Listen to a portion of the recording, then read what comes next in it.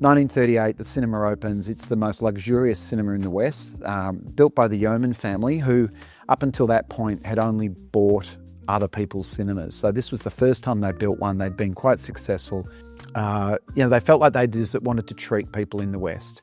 There was commentary at the time that it was too luxurious for the West, which is a theme that's continued for decades. When I was at uni studying engineering, I loved movies. I was living at Ormond College and I used to run the film club. And my first job out of uni was actually working in the cinema industry, designing cinema equipment. I was really enjoying that industry and I was looking for a building to be our head office. And I thought it would be really cool to find one of those old cinemas that was around. And after asking around a few people in the industry, someone pointed me to Yarraville, and I came in. I'd never been here. I came in and found this amazing old building that was pretty dilapidated in a very, very sorry state. But I crawled in through a hole in the back wall and just stood in the middle of what was frankly a wrecked cinema, but all I saw was the potential. I just saw these amazing Art Deco details and fell in love with it. ANZ have been great to deal with when we were looking to expand by buying a cinema in Tasmania. It was going to double our current loan facility that we had.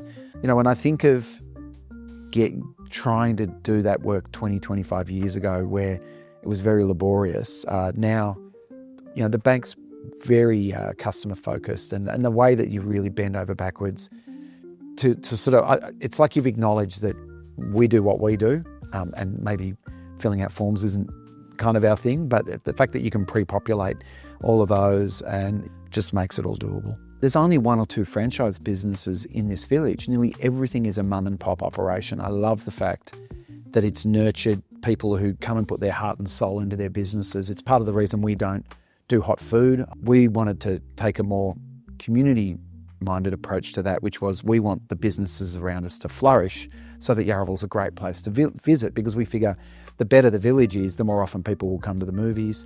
I did research into the visitation rates of cinemas, but the one statistic that really jumped out was the average person goes to the movies in Australia 4 times a year, but the average Sun Theatre patron comes 17 times a year.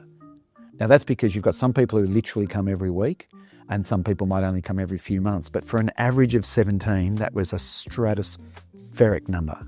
I tried to coin this term years ago, it didn't stick, which was communitarism, which is there's good business in community. If what you like is doing things like this, I mean, it's so nice to be part of a community. It's so nice to have people who love what you do and know, you know, that, I mean, it's not just the people who work for you, but it's all of the people who get to work in all of the other businesses around you. I mean, you want to have a reason to get up in the morning, and for me, that's a pretty good one. One thing that ANZ did for us when we did that loan facility was we had plenty of headroom in our borrowing capacity, and we were just at that point literally at the starting point of another project, which was setting up a distillery at our farm in Little River. And so we actually just put a little bit of money in that loan that allowed us to just get on with that project without having to come back and seeking another facility. That was such a great thing to do. And the fact that you were so flexible about that, because there just wasn't a business plan at that point. It was just an idea.